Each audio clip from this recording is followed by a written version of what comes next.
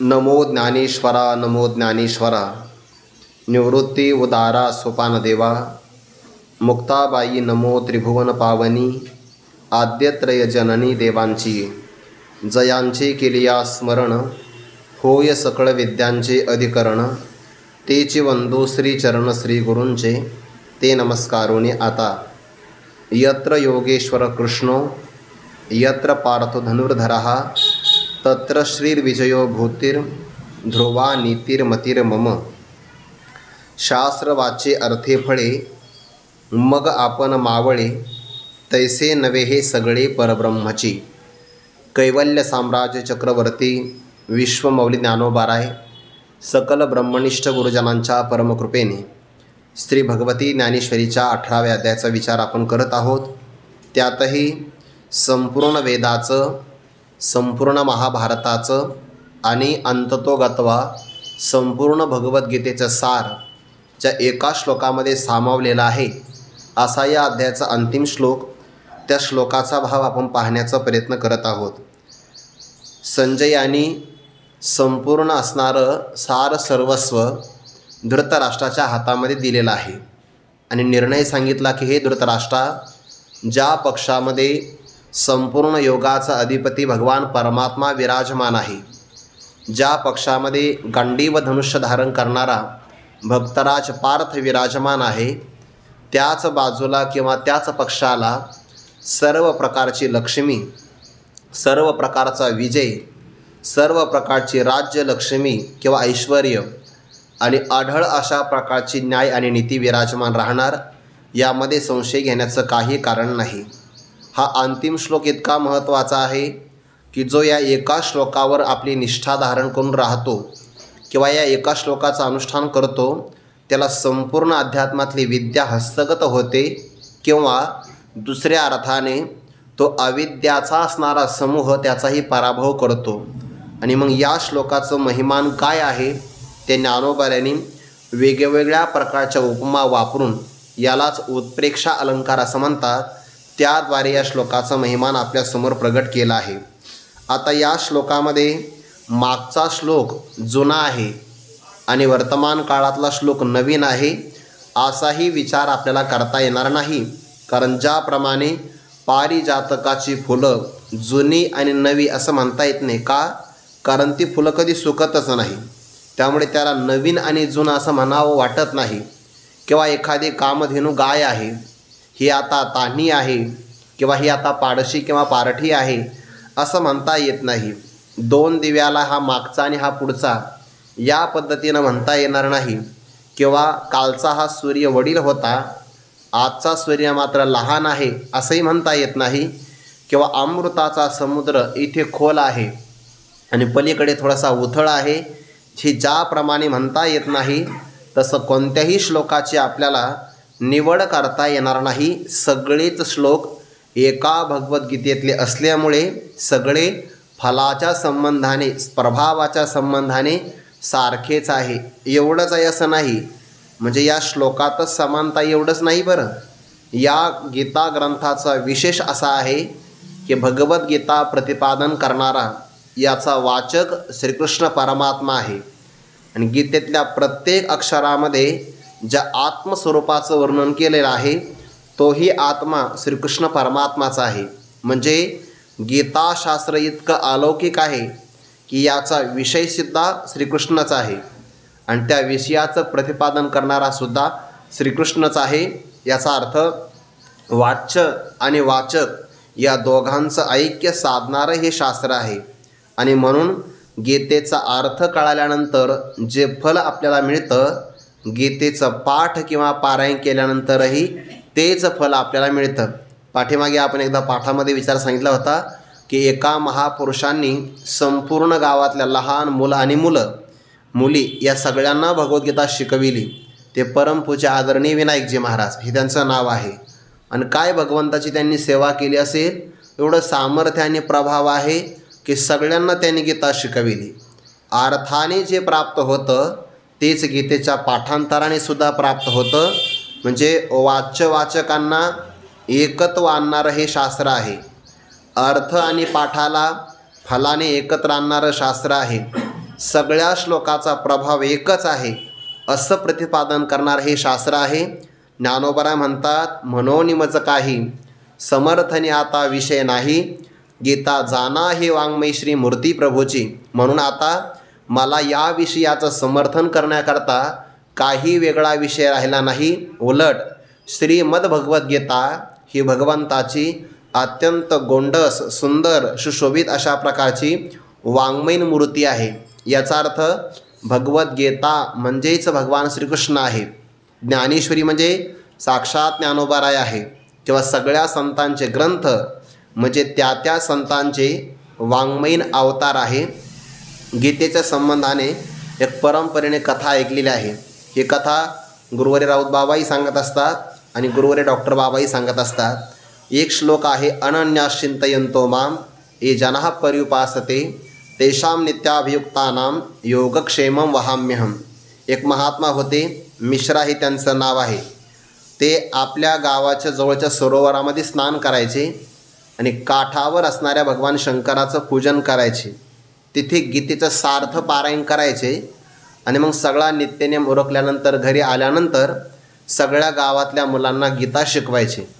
लहान मुलं काही सामुग्री आणायचे, त्यावर त्यांचा उदरनिर्वाह चालायचा. एकदा पावसाळ्याचे दिवस आले. बरं, काही कमवायचं नाही आणि काही संग्रहही करायचा नाही. गावातली मुलं जे काही कोरांना आणतील त्यावर आपली उपजीविका चालवायची, समाधानी राहायचं. पावसाळ्याचे दिवस सुरू झाले, एकदम झड लागली. त्या झडीमध्ये काय झालं, विद्यार्थी आलेच नाही पाठाला. आता विद्यार्थी आले नाही तर मग सामुग्री पण आली नाही आणि सामुग्री आली नाही त्यामुळे खायलाच काही मिळालं नाही. 3 दिवस सारखा त्यांना उपवास पडला आणि ज्याचा प्राण विकळ होतो ना त्याला प्रवचन ऐका वाटत नाही. ज्याला जास्त भूक लागली का तो वेळ पाहतो की कधी संपणार आहे. आणि वेळेच्या पुढं जर महाराज गेले मग पाहायचं त्याचं ते मनात काय काय चालू होतं म्हणून ते स्वामी विवेकानंद असं म्हणतात की भुकेल्या मनुष्याला प्रवचन सांगू नका, पहिलं त्याला जेव घाला, त्याचा प्राण शांत करा आणि मग त्याला प्रवचन सांगा. झालं, भूक लागल्यामुळे प्राण व्याकुळ झाला आणि तेवढ्यात ते स्नानाला गेले आणि हा श्लोक आला, अनन्यास चिंतयन्तो माम ये जनाः पर्युपासते तेषां नित्याभियुक्तानां योगक्षेमं वहाम्यहम्. इथं ते थांबले कारण ते सार्थ पारायण करायचे. दुर्लभ वस्तूची प्राप्ती त्याला म्हणतात योग आणि त्याचं रक्षण याला म्हणतात क्षेम. या श्लोकावर ते थांबले. भगवान काय म्हणतात, जे अनन्य माझे भक्त असतात, माझे चिंतन करतात, माझ्याशी ज्यांचं चित्त कायमचं लागलेलं आहे, त्यांच्या योगक्षेमाचं वहन मी करतो. मग मी देवाचा भक्त नाही का? जर योगक्षेमाचं वहन परमात्मा करत असेल तर मला तर सामुग्री मिळाली नाही. म्हणून त्यांनी त्या असणाऱ्या भगवद्गीतेच्या श्लोकावर एक लाल रेषा मारली की इथं वहाम्यहम असं नाही, करोम्यहम असा श्लोक पाहिजे म्हणे. हे वहामी म्हणजे मी वहन करतो, यापेक्षा मी योगक्षेमाची व्यवस्था करतो असा अर्थ इथं ठेवला पाहिजे. त्यांनी त्या गीतेच्या श्लोकावर लाल रेषा मारली आणि पुढचं पारायण करायला सुरुवात केली. झालं, इकडे परमात्मा 8 वर्षाच्या बालकाचं रूप घेऊन प्रगट झाले आणि प्रगट झाल्यानंतर एका टोपलीमध्ये जेवढी भोजनाची सामुग्री लागती तेवढी सगळी आणली आणि त्या पंडितांच्या घरासमोर उभे राहिले. दरवाजावर थाप मारली. त्यांची असणारी धर्मपत्नी बाहेर आली आणि सांगितलं, बाळा काय? म्हणे ही सगळी सामुग्री मी गुरुजींच्या सेवेसाठी आणली. तेव्हा पाहिलं भगवंताला ती मोहित झाली. पाहिलिया वेद लावे. भगवंताचं 8 वर्षाचं रूप आहे म्हणजे 8 वर्षाचा विद्यार्थी, दुसरीतलाच विद्यार्थी. पायात पैंजण, मस्तकावर मोर पिसाचा तो मुकुट, कमरेला बासुरी खोवलेली, डाळिंबाच्या असणाऱ्या कळीप्रमाणे भगवंताचे आरक्त ओठ, हे सगळं पाहिल्यानंतर ती मोहित झाली. मेघाप्रमाणे श्याम वर्ण आणि भगवंताचं ते गोड अशा प्रकारचं बोलणं. तिने ते सामुग्री उतरवून घेतली आणि निरखून पाहिलं तर भगवंताच्या ओठातून थोडं रक्त वाहत होतं. आणि विचारलं, बाळा हे रक्त का वाहत आहे? त्यांनी सांगितलं, आई सांगू नये मी, पण काय सांगावं, 3 दिवस सामुग्री आणायला उशीर झाली तर आपल्या गुरुजींनी मला मारलं म्हणे. ओठातून माझ्या रक्त आलं. इतका राग आला तिला. ते म्हणे 3 दिवस फक्त यांना उपवास पडला तर तो राग लहान मुलावर काढायचा असतो का? म्हणे येऊ दे, मीच पाहते म्हणे व्यवस्था. आणि ते पारायण झाल्यानंतर ते आले. आल्यानंतर भगवान परमात्मा गेले निघून तोपर्यंत. आणि मग त्या विद्वानाच्या धर्मपत्नीने, मिश्रांच्या पत्नीने विचारलं, का हो म्हणे, एवढे तुम्ही स्वतःला शास्त्री समजता, विद्वान समजता, आणि 3 दिवस फक्त अन्न मिळालं तर लहान मुलावर राग काढायचा असतो का म्हणे, घरात पाऊल ठेवू नका. ते म्हणले, आज तागात ही कधीच बोलली नाही, आणि एवढं वातावरण आपल्या विरोधात गेलं तरी कसं काय. मोठी माणसं मोठीच असतात, त्यांना आपली चूक लक्षात येते. म्हणजे काय झालं, म्हणजे त्या लहान मुलाच्या ओठातून रक्त येत होतं. त्यांच्या लक्षात आलं, मी भगवद्गीतेच्या श्लोकावर लाल रेषा मारली होती की नाही, ते लाल रेषा भगवंताच्या इथं लागली. सांगायचं काय मला, भगवद्गीता हे भगवान श्रीकृष्णाचं स्वरूप आहे. म्हणून गीता जाना हे वाङ्मयी श्री मूर्ती प्रभूची. गीता आणि परमात्मा वेगळा नाही आहे. म्हणून आपल्या मनामध्ये ही श्रद्धा असली पाहिजे. आपले लोक तर पारायण करता करता पायाला चोळतात. आपले हात आहे की नाही, सगळे अंगठ्यामध्ये, पायाच्या बोटामध्ये फिरवतात, आणि त्याच हाताने ग्रंथाचे पानं पलटवतात. काही माणसं थुंका लावतात. याच्यापेक्षा काहीची मजल आहे. काही माणसं ग्रंथ उशाला घेऊन झोपतात. कसा मेळ लागणार आहे. गीता जाना हे वाङ्मयी श्री मूर्ती प्रभूची. ज्ञानेश्वरी, गीता एक सामान्य ग्रंथ आहे का. अजूनही बऱ्याच लोकांना पारायण करण्याची ती शुद्धता पाळत नाही बघा. इतकं सहज मिळालं ना, त्याची किंमत राहत नसते, त्याचं पावित्र्य जपत नाही बघा. ते शीख धर्माचे लोक असतात की नाही, त्यांच्यात गुरु ग्रंथ साहिब आहे. ग्रंथालाच ते देव मानतात. त्यांचे मंदिरं जाऊन बघा तुम्ही, काय ग्रंथाची व्यवस्था आहे त्यांच्याकडे. आणि आपल्याकडे पारायण करता करता माणसं अगदी मस्तपैकी अंगठा पायाचा चोळतात, सगळे पायाला चोळ, आणि मग ते ग्रंथाला हात लावतात. फळ मिळत नाही अशाने. अश्रद्धा आहे बघा ती. गीता जाना हे वाङ्मयी श्री मूर्ती प्रभूची. इथपर्यंत आपण ओव्या पाहिल्या. आता इतर शास्त्रामध्ये आणि गीताशास्त्रामध्ये काय अलौकिकता आहे, वैलक्षण्य किंवा फरक काय आहे, तो फरक आता यापासून पुढे सांगतात. शास्त्र वाचे अर्थे फळे, मग आपण मावळे, तैसे नवे सगळे परब्रह्मची. शास्त्राचा जर आपण इतर विचार केला ना, तर इतर शास्त्राचा काही ना काही विषय असतो, त्याला वाच्य विषय असं म्हणतात. आणि त्या वाच्य विषयाचं एखाद्या साधकाने अध्ययन केलं की त्याला अर्थज्ञान होतं बरं. याकरता व्याकरण पण तयार असावं लागतं बरं. म्हणून मनुष्याला शब्द कळावा, मग शब्दाचे अर्थ कळत असतात. जर त्याची अंतःकरणाची विशिष्ट भूमिका असेल तर त्याला भावार्थही कळत असतो, आणि गुरुकृपा प्रसाद असेल तर त्याला त्यातला गुणार्थसुद्धा कळत असतो. म्हणून इतर शास्त्राचा विचार केला तर इतर शास्त्र वाचे अर्थे फळे. जर साधकाला कधीकधी शास्त्र अध्ययन केल्यानंतर त्यातला वाच्य अर्थ कळतो, कधीकधी तात्पर्याचा अर्थ कळतो, बस शास्त्राचं काम संपलं. शास्त्र काय म्हणतं की माझ्यातलं रहस्य तुला कळावं, एवढंच माझं काम होतं. ज्याप्रमाणे एखादं असणारं वाहन आपल्याला त्या गावामध्ये मुक्कामाला पोचवितं, आणि मुक्काम प्राप्त झाला की ते वाहन निघून जातं. किंवा जुन्या काळामध्ये भाड्याने घोडं घेतलं जायचं. काय पैसे द्यायचे आणि ते भाड्याचं घोडं घेतलं की गावाला मुक्कामाला जायचं. एकदा मुक्कामाला पोचलं की घोडं जमा करायचं. मग ते चरतं का फिरतंय याचं कोणी विचार जसं करत नाही, तसं इतर शास्त्राचा विचार केला तर मुमुक्षूच्या अंतःकरणामध्ये वाच्य विषयाचं प्रतिपादन करावं, किंवा त्या विषयाचा अर्थ काय आहे याचं फल द्यावं. म्हणून शास्त्र वाचे अर्थे फळे, याने ते फल देतं. मग आपण मावळे, ते शास्त्र स्वतः निघून जातं, मावळून जातं. पण ज्ञानोबा म्हणतात तैसे नवे हे नाम, हे गीताशास्त्र तशा प्रकारचं नाही. मग हे कसं आहे, हे सगळे परब्रह्मची. संपूर्ण रूपाने गीताशास्त्र परब्रह्मच आहे. गीतेतला प्रत्येक अक्षर म्हणजे काय आहे, शब्द ब्रह्म, परब्रह्म म्हणतो की नाही आपण, तसं आहे. म्हणजे गीताशास्त्र परमात्म्याची प्राप्ती करून देतं, आणि आपण नाहीसं होतं असं मात्र नाही बरं. हे परब्रह्म असल्यामुळे हे अविनाशी आहे. इतर शास्त्रातला आणि गीताशास्त्रातला फरक काय आहे, इतर शास्त्राचं काम आहे वस्तू दाखवणं आणि स्वतः निघून जाणं. गीताशास्त्र तसं नाही करत. हे साक्षात परब्रह्म असल्यामुळे परब्रह्माचं दर्शनही करवितं, आणि हे कायमचं तसं राहतं. हे सगळं परब्रह्म आहे, आणि हे भगवंतानी प्रगट केलं. कैसा विश्वाची या कृपा, करुणी महानंद सोपा, अर्जुन व्याजे रूपा आणेला देवे. ज्ञानोबा म्हणतात अर्जुन व्याजे, अर्जुनाच्या निमित्ताने विश्वाची या कृपा, संपूर्ण विश्वावर कृपा करावी. पण कृपा करावी तर भगवंताचा स्वार्थ नाही बरं त्यामध्ये. विश्वावर कृपा करावी, महानंद सोपा करुणी. जीवाला आनंद मिळतो, पण त्या आनंदाचं अल्प हे विशेषण आहे. आणि इथे शब्द कोणता आला? महानंद, म्हणजे व्यापक आनंद. ज्या आनंदाला देशाचा, कालाचा, वस्तूचा कोणताही परिच्छेद नाही, किंवा ज्या आनंदाला उपनिषदामध्ये यो वै भूमा तत्सुखम नाल्पे सुखम असती, महानंद म्हणजेच ब्रह्मानंद.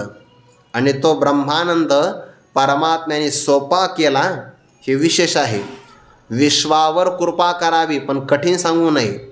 विश्वावर कृपा करावी, महानंद सोपा करावा. आणि मग निमित्त सापडलं देवाला.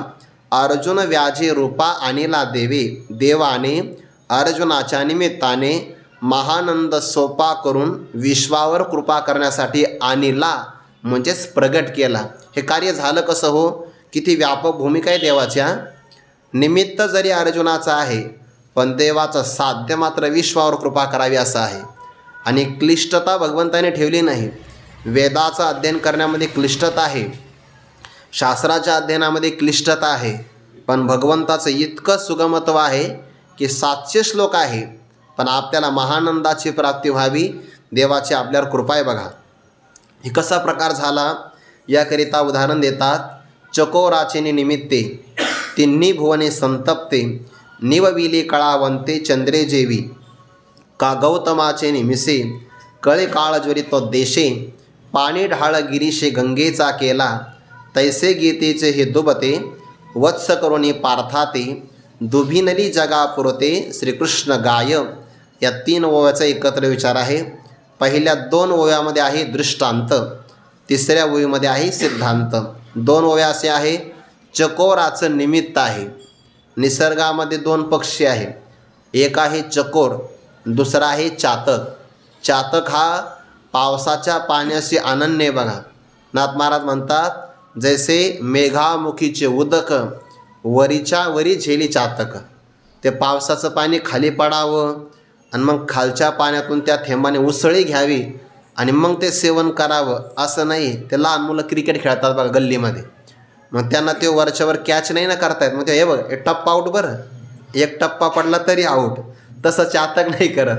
तो वरच्यावरच पाणी काय करतो? झेलतो. तो पावसाच्या पाण्याशी अनन्य आहे. आणि दुसरा आहे चकोर नावाचा पक्षी.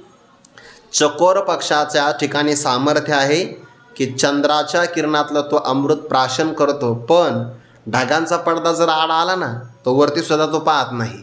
मग त्या चकोराला जी काही भूक लागली त्याच्या निमित्ताने चंद्र अमृत किरणांचा किंवा अमृताच्या वृष्टीचा वर्षाव करतो आणि त्या निमित्ताने सगळ्या जगाला शांत करतो. निमित्त आहे चकोराचं आणि शांतता आहे सगळ्या त्रैलोक्याला. बघा चकोराचे निमित्ते, चकोर पक्षाच्या निमित्ताने तिन्ही भुवने संतप्ते. संपूर्ण त्रैलोक्य संतप्त झाला आहे. केव्हा? दिवसा, कारण दिवसा सूर्याचा प्रभाव असतो, त्यामुळे सगळं त्रैलोक्य संतप्त होऊन जातं आणि रात्री चंद्र उदयाला येतो. मग निवविली, संपूर्ण त्रैलोक्याला तो शांत करतो. पण कोण? कळावंते चंद्रे जेवी. काय ज्ञानोबाचा एक एक शब्द आहे बघा. चंद्र नुसता चंद्र नाही घेतला, कळावंते सगळ्या कलांनी संपूर्ण असणारा, म्हणजेच काय पौर्णिमेचा चंद्र घेतलेला आहे. आणि तो ज्याप्रमाणे सगळ्या त्रैलोक्याला शांत करतो, तसं अर्जुनाच्या रूपाने देवाने सगळ्या विश्वाला महानंद सोपा करून प्रदान केला. हे झालं पहिलं उदाहरण. दुसरं, का अथवा गौतमाचे निमिषे कळी काळ ज्वरितो देशे. कळी काळ याचा अर्थ कलियुग हाच काळ आहे आणि त्या काळातला भयंकर प्रभाव हाच एक प्रकारचा ज्वर आहे. आणि त्या ज्वरामुळे सगळे जीव संतप्त झालेले आहे, म्हणजे पापाला प्राप्त झाले. मग संतप्त झालेल्या जीवाला या पापाच्या तापापासून शांत करायचं असेल तर त्यांनी स्नान केलं पाहिजे. आणि स्नान असं पाहिजे की स्नाने पाप तापही वारी. स्नानामध्ये पापही गेलं पाहिजे, तापही गेला पाहिजे. असं स्नान फक्त गंगेचं आहे. गंगेमध्ये स्नान केलं की मनुष्याचा पापही जातो आणि तापही जातो. का? फेडीत पाप ताप पोखित तिरीचे पादप समुद्रा जाय आप गंगेचे जैसे. पण गंगेमध्ये स्नान करणं सगळ्यांना सुलभ नाही ना. मग भगवान शंकराने गौतम ऋषीचं निमित्त केलं आणि सगळ्या जगाला कळी काळाचा जो काही ज्वर लागलेला आहे त्या ज्वरातून नष्ट करावं म्हणजे शांत करावं याकरता आपल्या जटेत असणारे गंगा पाणी ढाळं म्हणजे पाण्याचा प्रवाह गिरीशे. गिरीश म्हणजेच काय? गिरी म्हणजे पर्वतराळात राहणारा ईश्वर. गिरीश म्हणजे भगवान शंकर. त्यांनी गंगेचा पाणी ढाळ मोकळा केला. गंगेच्या पाण्याचा प्रवाह मोकळा केला. आपल्याला सगळ्यांना ही कथा माहितीच आहे की भगीरथ राजाने गंगेला प्रगट केलं म्हणजे प्रसन्न करून घेतलं. गंगेने सांगितलं मी तुमच्या पूर्वजांचा उद्धार करण्यासाठी तयार आहे. पण गंगा मातेला थोडासा अभिमान होता बरं. मोठ्यांचा अभिमान लवकर जात असतो, खालच्या लोकांचा अभिमान लवकर जात नाही बघा. ते मरेपर्यंत धरूनच राहतात अभिमान. मोठी माणसं लवकर विसरतात. गंगा मातेने सांगितलं माझा प्रवाह अत्यंत वेगवान आहे. जर मी पृथ्वीवर आदळली तर पृथ्वीला छिद्र पाडून पाताळात निघून जाईल. त्यामुळे माझा वेग सहन करेल अशी काहीतरी व्यवस्था कर. आणि दुसरा भाग, मी जर पृथ्वीवर वाहू लागले तर पापी लोक माझ्यामध्ये स्नान करतील, त्यांचं पाप जाईल, पण मला लागलेलं माझं पाप कसं काय जाईल? या दोन प्रश्नाची व्यवस्था कर. भगीरथ राजाने भगवान शंकराला प्रसन्न केलं आणि सांगितलं प्रभो गंगा मातेचा वेग आपण काय करावा? धारण करावा. म्हणून तर गिरीश शब्द आला ना इथं. आपण धारण करावा. आणि गंगेला सांगितलं फक्त पापीच लोक स्नान करतील असं नाही. संत साधू साधक महात्मा हे तुझ्यामध्ये स्नान करतील. आणि मग संतांचेनी अंग लगे पापाते जिनने गंगे तेने संत संगे शुचित्व कैसे. तुला पावित्र्य प्राप्त होईल. गंगेने सांगितलं भगवान शंकर माझा वेग सहन करतील. हो करतील ना. भगवंताने आपल्या जटा मोकळ्या केल्या. जे गंगा वेगात आली, इतकी वेगात आली तर जटेमध्येच गुप्त झाली. गंगेच्या लक्षात आलं आता तर काही आपली सुटका होणार नाही. पुन्हा भगीरथ राजा म्हणले प्रसन्न केलं मातेला या शंकराला.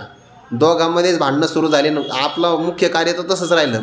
पुन्हा प्रार्थना केली प्रभू गंगा मातेला मुक्त करा. म्हणून भगवान शंकराच्या जट्टीतून बघा एक अशी धार दाखवली जाते ना. तर गंगेचा प्रवाह मुक्त झाला गंगोत्रीपासून. ते गंगा आली पण त्या प्रदेशामध्ये वाहू लागली. आता गंगा माता भगवंताच्या शंकरावर मस्तकावर विराजमान झाली की नाही. म्हणजे मागून आली आणि मस्तकावर जाऊन बसली. आणि पार्वती मातेला स्थान कोणतं? अर्धांगिनी. म्हणजे आपल्या मांडीच्या जवळ बसावं हे पार्वती मातेला. जुनी असणारी स्त्री. नवीन आली तर मग ज्ञानोबाला म्हणतात ना जिया उत्तम कुळीची होती ती अनिकेते न साहाती. त्या दुसऱ्यांना सहन करतच नाही. मग भगवान शंकरा ते पार्वती मातेचा चेहरा दुःखी पाहिला आणि गणपतीने विचार केला आई काळजी नको करू, मी व्यवस्था करतो म्हणे तिला बाजूला सारण्याचं. मग काय करावं? काही नाही. एक जया नावाची कोणीतरी स्वर्गातली अप्सरा होती. तिला गाईचं रूप दिलं आणि गौतम ऋषीचा आश्रम ब्रह्मगिरी पर्वतावर, भाताची शेती त्यामध्ये गाय चरण्याकरता गेली. गौतम ऋषीने एक दर्भ घेतला आणि फेकला म्हणता गवताची काडी. आता काडीनं कुठं गाय मरत असते का? पण त्या जया नावाच्या अप्सरेने दिला प्राण सोडून. गायीचा झाला वध. गणपती जवळ आले म्हणे एक काम करा, हा वध काही जात नसतो म्हणे असा. भगवान शंकराची आराधना करा, गंगाच मागून घ्या तुमच्याकडे. कारण गंगेमध्ये स्नान केलं तर मग गोवध हरी, तुमच्या जीवनातल्या गायीच्या वधाचं पापाचं हरण करेल. गोवध हरी त्याचंच नाव झालं गोदावरी. आणि मग गौतमाचे निमिषे गौतम ऋषी गौतमाने प्रसन्न केलं. त्यांच्या निमित्ताने कळी काळ ज्वरी तो देशे, या कळी काळाचा ताप तो शांत करण्याच्या उद्देशाने गिरीशे गंगेचा पाणी ढाळ केला. भगवान शंकराने गंगेचा पाण्याचा प्रवाह मोकळा केला. म्हणून आपण जर ब्रह्मगिरी पर्वतावर गेलो तर औदुंबराचा वृक्ष आहे बघा, तिथं गंगेचा उगम आहे. आणि पलीकडे एका मंदिरावर जटा आपटलेलं ठिकाण आहे. मग तिथून गंगा प्रगट झाली, गंगाद्वारात आली. गंगाद्वारातून कुशावर्तामध्ये आणि कुशावर्तामधून मग पुन्हा प्रगट झाली. अशी ते जात जात पुढे तिचा प्रवाह वाहत गेला. म्हणून आपल्या महाराष्ट्रामध्ये गोदावरी म्हणजे साक्षात काय आहे? गंगाच आहे असा याचा अर्थ. म्हणून तर पैठणला काय म्हणतात? दक्षिण काशी आहे. हे झाले उदाहरण. तैसे गीतेचे हे दुबते वत्स करुणी पार्थाते दुभिनली जगा पुरते श्रीकृष्ण गाय. ज्याप्रमाणे चंद्राने चकोराच्या निमित्ताने सगळ्यांना शांत केलं, भगवान शंकराने गौतमाच्या निमित्ताने सगळ्यांना पापातून मुक्त केलं, तैसे गीतेचे हे दुबते, दुधापासून जे पदार्थ मिळतात ना त्याला म्हणतात दुबते. आणि गीता ही काय आहे? दुधापासून तयार होणारा पदार्थ आहे. मग आता दुधापासून तयार होणारा पदार्थ असेल तर गाय पण असेल, गाय असेल तर वासरू पण असेल. मग कोण आहे? गीतेचे हे दुबते. वत्स करुणी पार्थाते, पार्थ हा वासरू आहे. गाय कोणती आहे? दुभिनली जगा पुरते श्रीकृष्ण गाय. श्रीकृष्ण परमात्मा हीच गाय आहे. पार्थ हा त्या गायीचं वासरू आहे. भगवद्गीता हे दुप्त आहे. आणि फक्त अर्जुनाकरता नाही बरं, मग वत्साचे निवरसे दुबते होये, तिथं घरोद्देश सांगितलं. इथं दुबते होये जगा पुरते, सगळ्या जगाला पुरून उरेल एवढं दुप्त आहे बरं. श्लोकात फरक आहे. सर्वोपनिषदो गावो दुग्धा गोपालनंदनः पार्थो वत्स सुधीर भोक्ता दुग्धम गीतामृतम महत. या श्लोकाचं भाषांतर याच ओळीमध्ये आहे, पण थोडासा फरक आहे. त्या श्लोकामध्ये वासरू भक्तराज अर्जुन आहे, इथंही वासरू तेच आहे. दुग्धम गीतामृतम महत, इथं सुद्धा गीतेचे दुबते आहे. फक्त तिथं उपनिषदाला गाय म्हटलं आणि इथं श्रीकृष्ण परमात्म्याला गाय म्हटलं. तिथं दोहन करणारा परमात्मा आहे, इथं दोहन करणारा अर्जुनच आहे, असा अर्थ त्याचा श्लोकामध्ये आणि ओळीमध्ये थोडासा फरक आहे. तैसे गीतेचे हे दुबते वत्स करुणी पार्थाते दुभिनली जगा पुरते श्रीकृष्ण गाय. जगाला पुरून उरेल अशी ही श्रीकृष्ण गायीचं दोहन केलं. गायीच्या अंगामध्ये दूध असतंच, पण ते प्रगट करण्याकरता वासरू लागतं बरं. ते शेतकऱ्याला माहिती असतं, म्हणून ते वासराला सोडतात. आणि गायीने पाना सोडला की वासराला माग ओढतात बघा, आणि आपलं काम करून घेतात. त्यांना दिसतं ते की गायीने आता पाना सोडला. पण हा श्रीकृष्ण परमात्मा गाय अशी आहे की अर्जुनाने दोहन करावं एवढा विचार नाही. अर्जुनाला पाहिलं तरीसुद्धा हा पाना सोडून देतो. ज्ञानोबाला म्हणतात ना, वासरू देखील याचीसाठी धेनू खडबडोनी मोहे उठी, मग स्तनामुखाची भेटे काय पाना धरे, अजिबात न धरे. म्हणून भगवताने पाना मोकळा केला. कोणासाठी? अर्जुनासाठी. म्हणून आपलं भाग्य आहे की गीता नावाचं आपल्याला दुग्धम दुबत सेवन करण्याकरता मिळतं. आपलं भाग्य आहे. आता या सगळ्या गीतेचं महात्म्य ज्ञानोबा पुढे प्रतिपादन करतात बरं. श्रवण करा, अर्थचिंतन करा किंवा पाठ करा तरी सगळ्याचं मोक्ष नावाचं एकच फळ आहे, ते आता पुढे सांगतात. येथे जीवे जरी नहाल तरी हेच किर हो आलं, ना तरी पाठमिशे तिंबाल जीबची जरी, तरी लोह एक अंशे जगटलिया परिसे, एरीकडे आपैसे सोर्ण होय, तैसे पाठाची ते वाटी, श्लोकपाद लावा ना जव ओठी, तव ब्रह्मतेची पुष्टी येईल अंगा. या 3 ओव्याचा एकत्र विचार आहे. येथे या गीताशास्त्रामध्ये जीवे जरी नाहाल, नाहाल म्हणजे मस्तकापासून तर पायाच्या बोटापर्यंत बुडून जाणं, याला नाहनं म्हणतात बरं, स्नान म्हणतात. आणि जर तुम्ही जीवे म्हणजे अंतकरणपूर्वक, गीता एक प्रकारचं तीर्थ आहे आणि या तीर्थामध्ये अंतकरणपूर्वक जर तुम्ही स्नान कराल तर हेच म्हणजेच काय, मागची एक ओवी घ्यायची. कोणती? तैसे नवे हे सगळे परब्रह्मची. हे गीताशास्त्र काय आहे? परब्रह्मच आहे. आणि परब्रह्मच असेल तर मग हेच किर हो आलं, तुम्ही हेच व्हाल म्हणजे काय? परब्रह्मच व्हाल.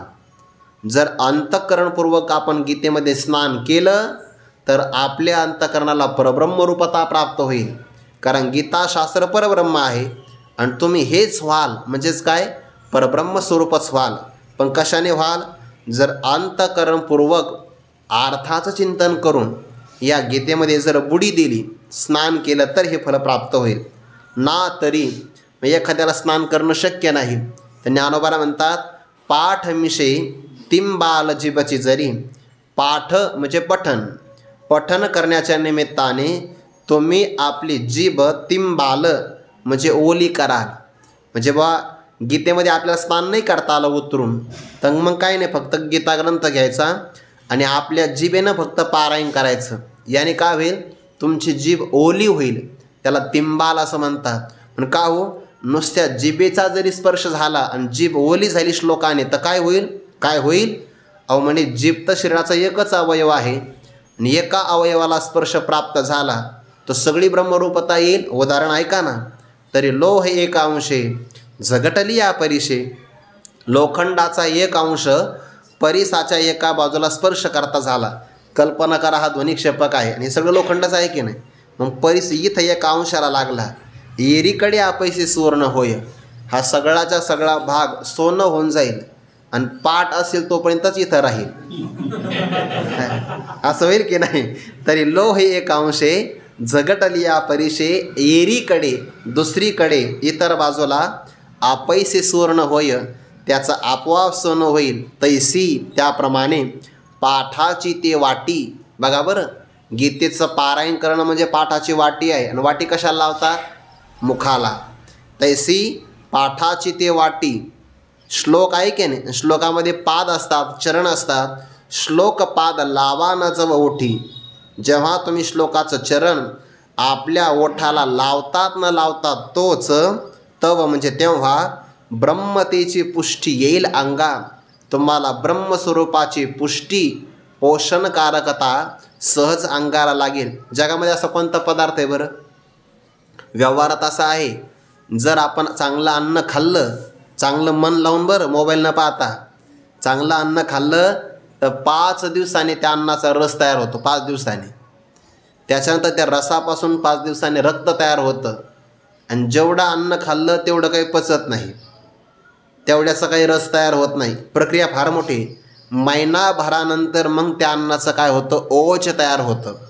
म्हणजे आज आपण चांगलं अन्न खाल्लं, मन लावून 32 वेळा एक घास चावला, मुखामध्ये त्याचा रस तयार झाला की 5 असं करून 7 5 35 सप्तधातूमध्ये त्याचं रूपांतर होतं.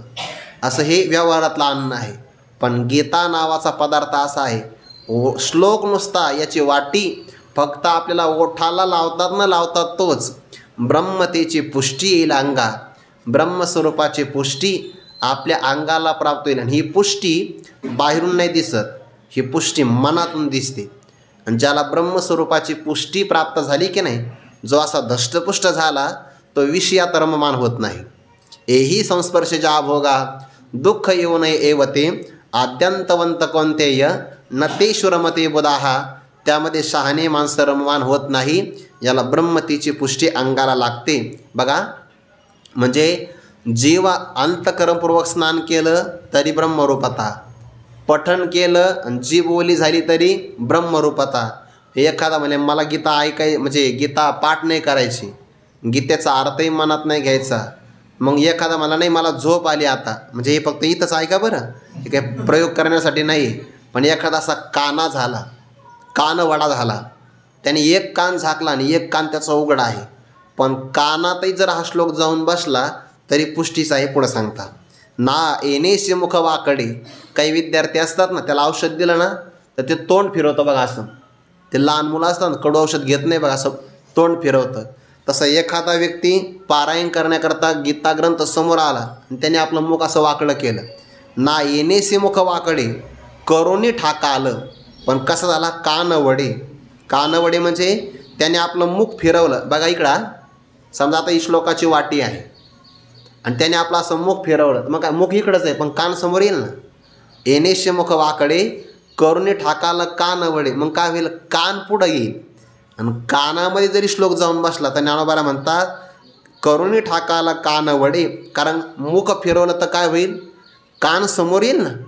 एका बाजूला कोणतंही मुख फिरवलं तर मुख बाजूला गेलं की कान कोणता ना कोणता तरी पुढे येणार. करुणी ठाकाला कानवडे तरी कानीही घेता पडे तेची लेख. कानावर जरी हा श्लोक आदळला तरी पण तेची लेख, लेख म्हणजे हिशोब, तोच हिशोब प्राप्त होईल. कोणता, मागचा. ब्रह्मतेची पुष्टी हाच हिशोब त्याला प्राप्त होईल. का बरं? कारण परमात्मा कानाच्या बिळातून हृदयात प्रवेश करतो. प्रविष्ट हा कर्णरंध्रेन स्वानाम भाव सरोरोहम धुनोति शमलम कृष्ण शरीरस्य यथा शरद, भागवतातला श्लोक आहे. परमात्मा कानाच्या बिळातून प्रवेश करतो हृदयामध्ये.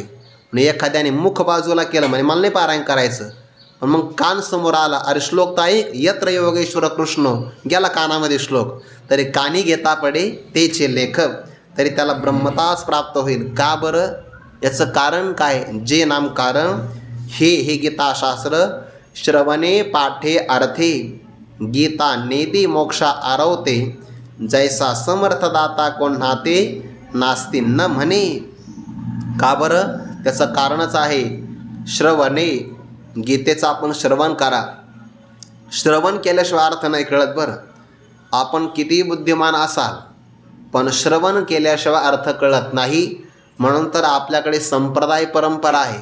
आपण पाठ गुरूंच्या मुखातून काय ऐकतो? त्याचं कारण आदिनाथ गुरु सकळ सिद्धांचा मच्छिंद्रतयाचा मुख्य शिष्य, मच्छिंद्राने बोध गोरक्षाशी केला, गोरक्ष वळाला गहिनी प्रती, गहिनी प्रसादे निवृत्ती दातार, ज्ञानदेवी सार चोजविले. ज्ञानोबारायांचा अनुग्रह जोग महाराजांना, आणि जोग महाराजांचा अनुग्रह तिथपासून सगळ्या गुरु परंपरेला. म्हणून आपल्याला परंपरा सांगता आली पाहिजे. काही लोकांना यात गौरव वाटतो, कशाचा?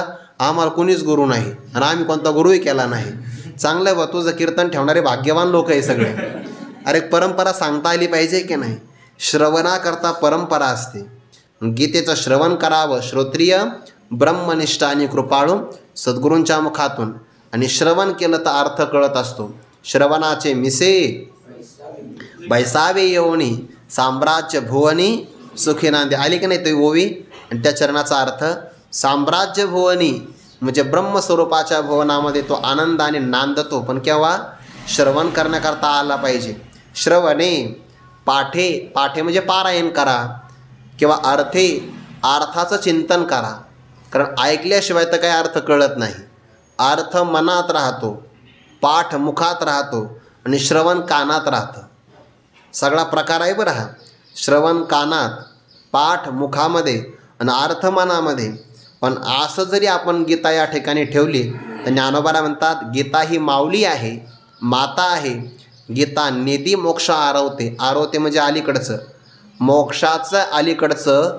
गीता काहीच देत नाही. म्हणजेच काय? मोक्षाचं अलीकडं काय आहे? धर्म, अर्थ, काम हे मोक्षाच्या अलीकडचे आहे. आणि यांच्या सगळ्याच्या पलीकडं मोक्ष आहे.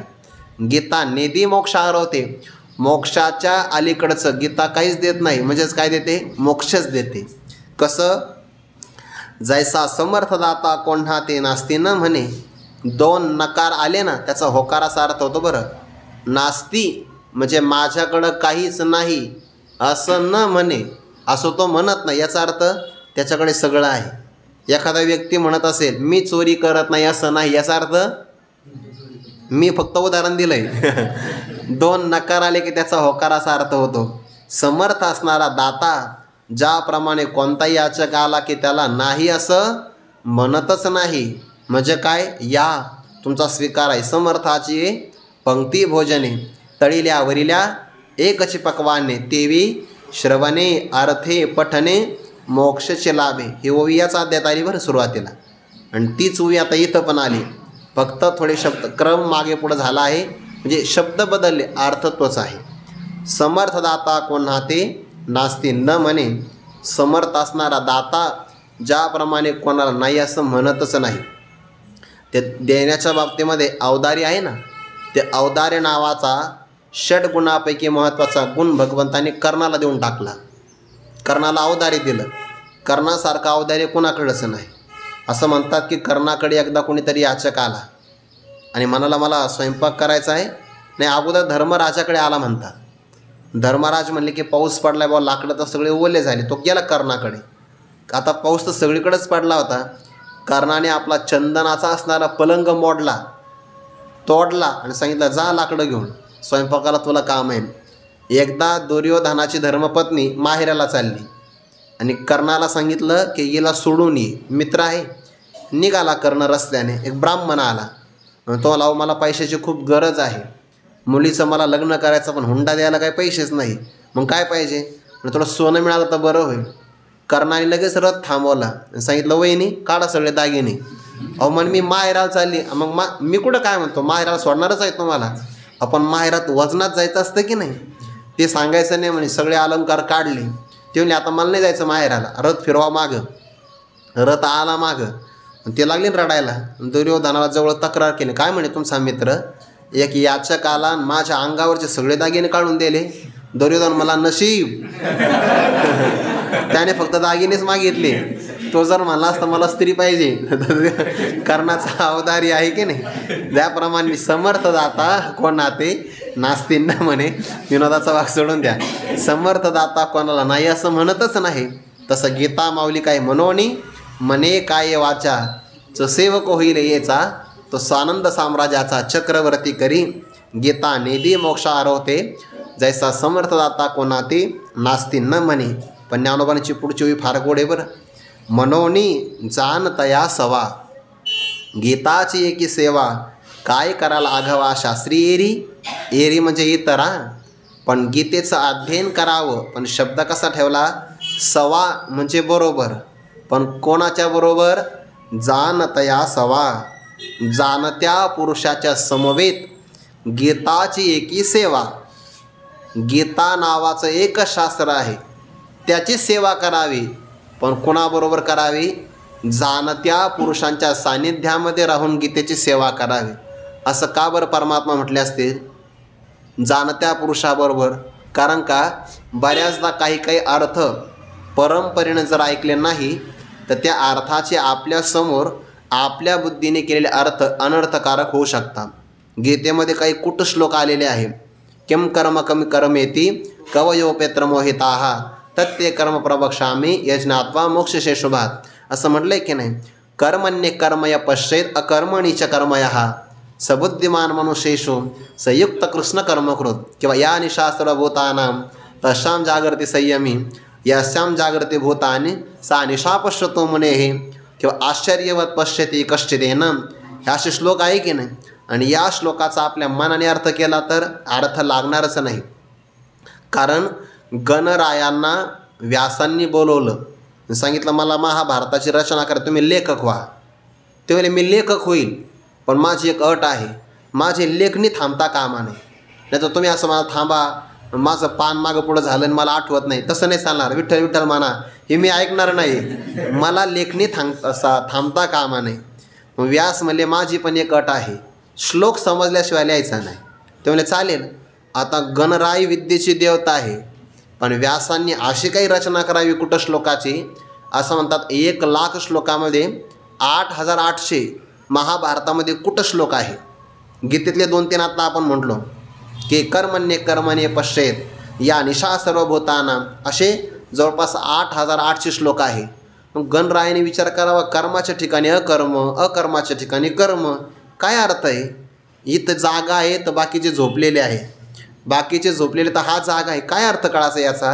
मग तेवढ्या वेळामध्ये व्यासांनी आपले सगळे नित्यनियम वगैरे कार्यक्रम उरकायचे आणि पुन्हा यायचं. म्हणजे गणरायाला सुद्धा स्तंभित करावं अशी व्यासांची काय अप्रतिहत बुद्धी आहे.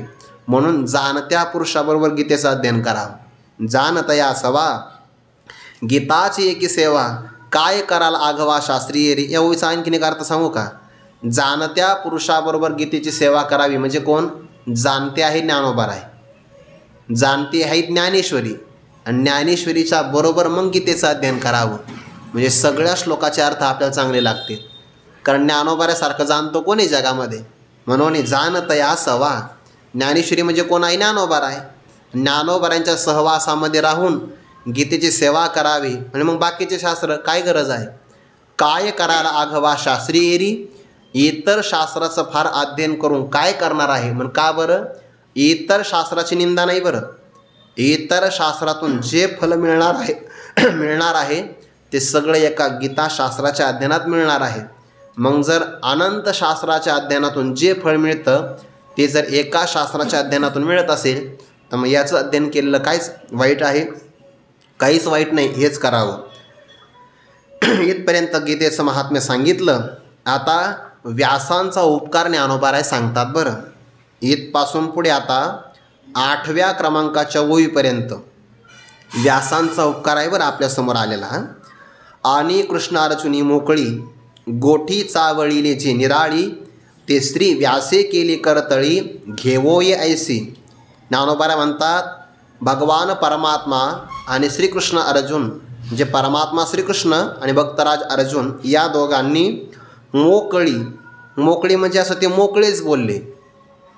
तर काय असं इथं या मोकळी शब्दाचा अर्थ केला आहे मोकळ्या मनाने किंवा असा अर्थ केला स्वच्छंद, आपल्या आनंदाने किंवा आगळ पगळ असा एक अर्थ केला आहे.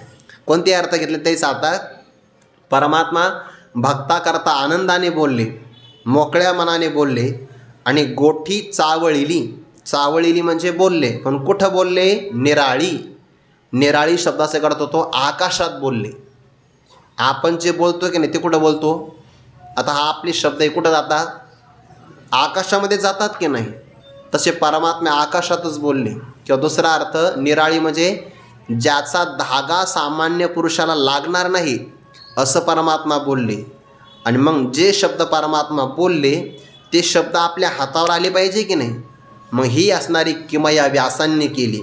ते शब्द ती गोष्ट स्त्री व्यासे करतळी घेवो ये ऐसी जे केली, आपल्या करतळावर तळ हातावर घेता येईल असं व्यासांनी कार्य केलं. म्हणजे बघा भगवान परमात्मा मोकळ्या मनाने बोलले, अर्जुनाने ते ऐकलं, ते शब्द सगळे आकाशामध्ये पसरले.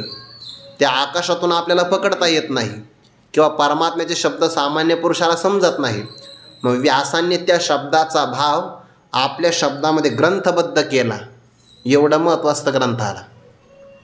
ज्ञान सांगणं जितकं महत्त्वाचं तितकं ज्ञान लिहून ठेवणंही महत्त्वाचं आहे.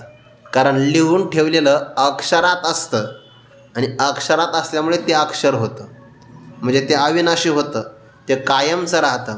ज्ञानोबांची ज्ञानेश्वरी आहे, ज्ञानोबांचा भाव आपल्याला कळतो की नाही? आज तागायत भगवंताची भगवद्गीता आहे अक्षरामध्ये म्हणून आपल्याला कळते आहे.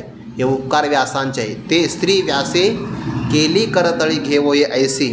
कशी केली बरं? सोपी केली बरं व्यासांनी. उदाहरण देतात. बाळ का ते ओरसे माय जे जेव बैसे ते तया ठाकती तैसे घास करी का अफाटा समीरणा आपै ते पण शहाना केली जैसे विंजना निर्मुनिया तैसे शब्दे जे न लभे ते घडून या अनुष्ठुभे स्त्री शूद्रादी प्रतिभे सामा विले. इथपर्यंत एकत्र विचार आहेत. व्यासांनी हा संवाद आपल्या तळ हातावर विराजमान केला. पण कसा केला? सुगम केला. व्यासांची आईची भूमिका आहे. ज्ञानोबा सांगता ज्याप्रमाणे एखादी आई बाळ काते लहान मुलाला ओरसे म्हणजे अतिशय ममतेनं प्रेमाने जेवू जै पैसे. याचा अर्थ काय होतो? आईने आपल्या मुलाला प्रेमाने जीव घालावं. नाहीतर आई म्हणते बाळा मला जायचं कामाला, तू जेवून घे. ते बाळाचं लक्ष लागत नाही. आईचं सगळं जीवन मुलाकरता असतं. तिने असं म्हणून मला करिअर करायचं आहे. बाळ का ते ओरसे म्हणजे अतिशय प्रेमाने माय जै जेवू बैसे. माय बघा शब्द कसा आला, जिच्यात माया ती माय. जै म्हणजे जेव्हा, जेवू बैसे आपल्या बाळकाला जेवण्याकरता बसविते. तै तेव्हा तया ठाकती तैसे त्याला पचेल सोयीला पडतील अशा प्रकारचे घास करते. बाळ जे जेव विजय ते घास 1 आहे के जी. आई एका घासाचे 20 घास करते. मग सांगते बाळा हा माझा घास, हा तुझ्या बाबाचा घास, हा चिवचा, हा काऊचा आणि हा मामाचा. तो मामाचा लगेच घेतो. प्रेम असतं त्याचं मामावर. बाळ का ते ओरसे माय जे जेव बैसे तया ठाकती तैसे घास करी त्याला सोयीला पडतील अशा प्रकारचे घास आई तयार करते की नाही? मग आईचं उद्दिष्ट काय आहे? मुलाला जीव घालायचं. फक्त तेवढंच नाही, त्याला ते जेवण पचलंही पाहिजे आणि ग्रहणही करता आलं पाहिजे. एवढा लहान घास ती तयार करते. व्यास माय आहे. भगवंताचं अमृत सगळ्या जीवाला पचलं पाहिजे म्हणून त्यांनी अनुष्ठुप छंदामध्ये गीताशास्त्र लिहून काढलं.